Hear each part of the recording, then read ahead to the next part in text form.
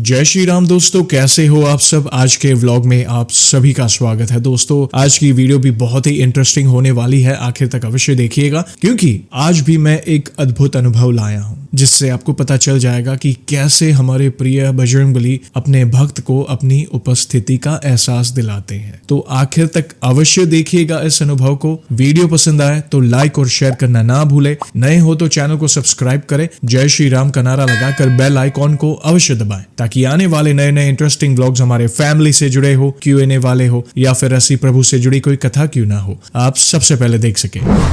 और दोस्तों वीडियो में आगे बढ़ने से पहले जानेंगे पिछले व्लॉग में पूछे गए सवाल का सही उत्तर। सवाल था, प्रभु श्री राम ने हनुमान जी को गले लगाकर अपने किस भाई के समान प्रिय बतलाया। बहुत सारे जवाब आए दोस्तों।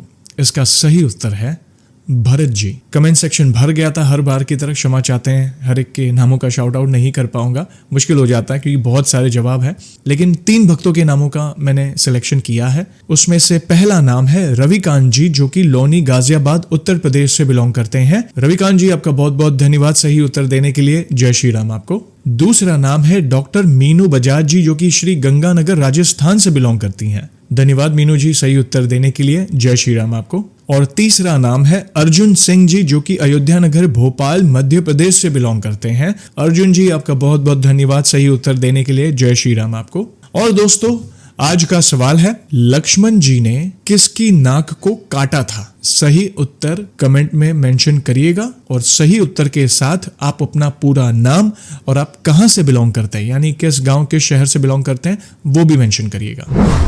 सभी भक्तों को जय श्री राम। मेरा नाम नीलम वारा है और मैं गुजरात के जामनगर की रहने वाली हूँ। भैया मैं आपके चैनल से करीब 2022 से जुड़ी हुई हूँ। आपकी चैनल के माध्यम से मैंने हनुमान जी को जाना है और उनकी भक्ति की है। इससे मेरे जीवन में कई सकारात्मक बदलाव आए हैं। धीरे धीरे मैं डिप्रेशन से बाहर आई हूँ। कभी हेल्थ में तो कभी आर्थिक तकलीफ में प्रभु ने हमेशा मेरी मदद की है। वैसे तो जीवन में छोटे छोटे बहुत सारे अनुभव हुए हैं, उनमें से एक मेरे जीवन का सबसे बड़ा और अद्भुत अनुभव आप सभी से शेयर कर रही हूँ। ये बात पिछले साल 8 मार्च 2024 की है। मैं हनुमान जी से इतनी जुड़ चुकी थी कि मैं, मेरे माता पिता और मेरी बहन गुजरात के सारंगपुर स्थित कष्टभंजन हनुमान जी के दर्शन करने जरूर जाते हैं। मेरे पूरे परिवार का सारंगपुर से बहुत लगाव हो गया है। वहाँ का वातावरण इतना अद्भुत है कि वहाँ ना जाए तो मन ही नहीं लगता है। सारंगपुर के कष्टभंजन हनुमान जी से इतना लगाव होने के बाद मैंने उनसे भाई का रिश्ता बनाया है, क्योंकि मेरा कोई भाई नहीं है। सारंगपुर बार बार जाने से मन में एक विचार आया कि घर में मंदिर बनाकर मूर्ति की प्राण प्रतिष्ठा करें। इसलिए हमने जनवरी में एक बड़ा मंदिर घर में ही बनवाया। उसके बाद हमने कष्टभंजन हनुमान जी की मूर्ति के लिए कई जगह खोज की, लेकिन कहीं पर भी बात नहीं बन रही थी। इसके बाद जनवरी में ही हमको मंदिर में अयोध्या कलश को बिठाने का मौका मिला। हमें अयोध्या से जो अक्षत चावल मिले थे उसमें से श्री राम जी का पेंडेंट मिला। हमने दूसरे घरों में पूछा तो किसी को नहीं मिला था। 22 जनवरी को हमने घर के मंदिर में राम दरबार की स्थापना भी की। हमारे मंदिर में जैसे ही राम दरबार स्थापित हुआ तभी हमारे घर के मंदिर की मूर्ति बनाने वाले भैया से हमारी बात हुई। इसका मतलब साफ है कि श्री राम जी जैसे ही हमारे मंदिर में आए तो समझो हनुमान जी को आना ही पड़ता है। जहाँ राम जी होते हैं वहाँ हमारे प्रिय हनुमान जी महाराज स्वयं ही आ जाते हैं। मूर्ति बनाने वाले भैया ने हमने जैसा कहा वैसे ही कष्टभंजन हनुमान जी की मूर्ति बनाकर हमें दी। मार्च 2024 शुक्रवार वो दिन था महाशिवरात्रि का। उस दिन दोपहर 4 बजे हमारे घर के मंदिर में कष्टभंजन हनुमान जी की मूर्ति की प्राण प्रतिष्ठा हुई। उस दिन जो घटित हुआ वो मैं मेरे जीवन में कभी नहीं भूलूंगी।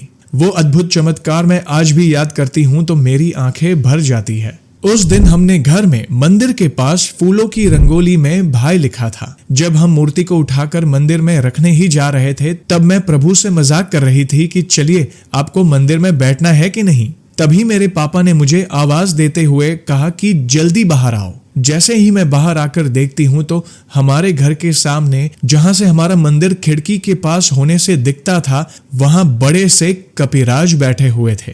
हमारा घर शहर के बहुत क्राउडेड एरिया में है, इसलिए यहाँ कभी भी बंदर नहीं आते हैं। जैसे ही मैंने उन्हें देखा तो वे सामने से कूदकर सीधा मेरे घर के गेट के सामने आ गए और फिर सीधा जमीन पर चलने लगे और जाते जाते पीछे मुड़कर मुझे देख रहे थे। ऐसा लग रहा था जैसे वे मुझे देखकर मुस्कुरा रहे हो। फिर सीधे मुड़कर पेड़ पर चले गए। फिर पेड़ पर से कहां गायब हो गए कि बाद में फिर से वे दिखे ही नहीं। वे एकदम से बड़े से थे और उनकी परछाई केसरिया रंग की दिख रही थी, जैसे सिंदूर होता है। जब वे आए थे तब हमारे घर के रास्ते के एक भी कुत्ते ने नहीं भौंका, जबकि कोई भी बाहर का आता है तो कुत्ते भौंकने लगते हैं। और हर रोज दोपहर के समय बच्चे भी गली में खेलते रहते हैं, लेकिन उस दिन गली में कोई भी बच्चा नहीं खेल रहा था। जब हमने घर में मूर्ति की प्राण प्रतिष्ठा करने का विचार किया था तब कई लोगों ने मना कर दिया था, ये कहकर कि तुम तो लड़की हो,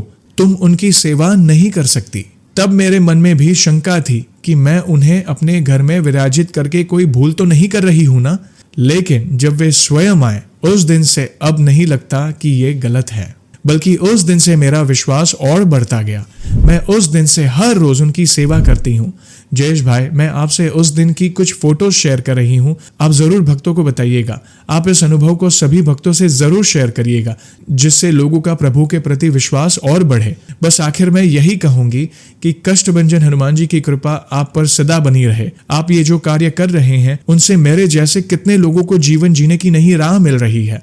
कष्टभंजन हनुमान जी की कृपा सभी भक्तों पर बनी रहे। जय श्री राम, जय श्री राम, जय श्री राम। आपका बहुत बहुत धन्यवाद बहन, इतना इंपॉर्टेंट अनुभव शेयर करने के लिए। और देखिए, धन्यवाद मुझे नहीं प्रभु से कहें, क्योंकि करवाने वाले वे हैं, हम तो नियमित हैं। मैं भी एक सामान्य गृहस्थ भक्त हूँ। जाने अनजाने में कोई भूल हो जाए तो हम भी क्षमा मांगते हैं, लेकिन बस ऐसे ही प्यार और सपोर्ट करते रहें। कहीं ना कहीं एक दूसरे के अनुभव देखकर भक्तों के सवालों के जवाब मिलते हैं, उन्हें भक्ति के मार्ग पर प्रेरणा मिलती है और उनका विश्वास प्रभु के प्रति और अटूट होता है। और दोस्तों, आप सभी को तो पता ही है कि व्लॉग को हम ऐसे ही एंड नहीं करेंगे। प्रभु के नाम का गुणगान जो करना है। दोस्तों, आज भी कुछ अद्भुत पंक्तियां लाया हूं प्रभु श्री राम से जुड़ी। मैं हर बार कहता हूं ना, जो गुरुजन कहते हैं कि नाम जप करें, नाम जप करें, और मैं राम नाम की महिमा के बारे में अक्सर बात करता रहता हूँ, राम नाम की शक्ति के बारे में। तो अवश्य इन पंक्तियों को सुनिए और अपने विचार कमेंट में अवश्य दीजिएगा। तो बोलिए सियावर रामचंद्र की जय, पवन सुत हनुमान की जय।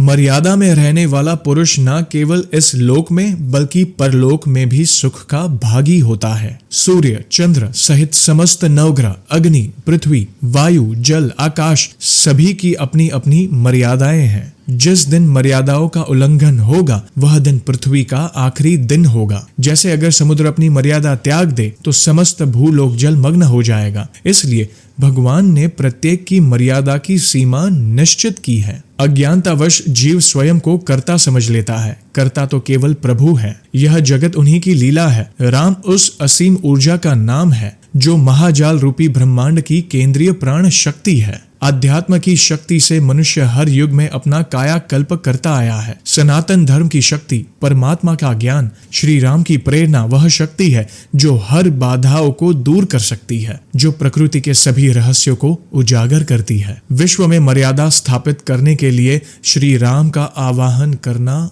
आवश्यक है। जय श्री राम। किस तरह प्रभु की महिमा का गुणगान करूं, शब्द कण पड़ जाते हैं। दोस्तों, आपको ये पंक्तियां कैसी लगी प्लीज बताएं, और आज इन भक्त का अनुभव कैसा लगा प्लीज अपने विचार कमेंट के माध्यम से अवश्य बताइएगा। वीडियो पसंद आई हो तो लाइक और शेयर करना ना भूलें। नए हो तो चैनल को सब्सक्राइब करें। जय श्री राम का नारा लगाकर बेल आइकॉन को अवश्य दबाएं, ताकि आने वाले नए नए इंटरेस्टिंग व्लॉग्स हमारे फैमिली से जुड़े हो, Q&A वाले हो, या फिर ऐसी प्रभु से जुड़ी कोई कथा क्यों ना हो, आप सबसे पहले देख सके। और जल्दी लौटूंगा मैं एक और इंटरेस्टिंग व्लॉग के साथ। तब तक जय श्री राम, जय हनुमान।